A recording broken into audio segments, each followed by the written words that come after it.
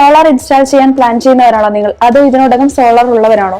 എങ്കിൽ ഈ ടിപ്പും ട്രിക്സും നിങ്ങളെ സഹായിക്കും. പാനൽസിലെ ഷെയ്ഡോ ഡസ്റ്റോ പ്രൊഡക്ഷൻ കുറയ്ക്കുന്നു. അതുപോലെ തന്നെ ചെറിയ നിഴൽ വീഴാൽ പോലും വേരിയേഷൻ കാണിക്കുന്നു. ഇൻവെർട്ടറിൽ എററോ വാർണിംഗ് ലൈറ്റോ ഉണ്ടോ എന്ന് ശ്രദ്ധിക്കുക. അതോടൊപ്പം മൊബൈൽ ആപ്ലിക്കേഷൻ വഴി ഡെയിലി പ്രൊഡക്ഷനും ചെക്ക് ചെയ്യുക.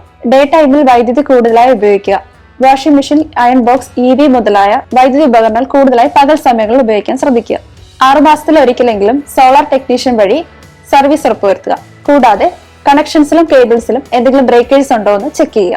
ഇൻവെർട്ടർ വെക്കുമ്പോൾ മീറ്ററിന്റെ അടുത്തായി ഡയറക്ട് സൺലൈറ്റ് ഏൽക്കാത്ത വിധം വേണം വെക്കാൻ. പാനൽ ക്ലീനിംഗ് ചെയ്യുമ്പോൾ രാവിലെ 6 മണിക്ക് മുൻപും വൈകിട്ട് 6 മണിക്ക് ശേഷവും വേണം ചെയ്യാൻ. ബൈഫേഷ്യൽ ആൻഡ് ടോപ്കോൺ പാനൽസ് ആണ് നിങ്ങൾ വീട്ടിൽ വെച്ചിരിക്കുന്നതെങ്കിൽ റൂഫിൽ വൈറ്റ് പെയിന്റ് അടിക്കുകയാണെങ്കിൽ കൂടുതൽ റിഫ്ലക്ഷൻ കിട്ടാൻ അത് സഹായിക്കും. അതോടൊപ്പം തന്നെ പ്രൊഡക്ഷനും കൂടും.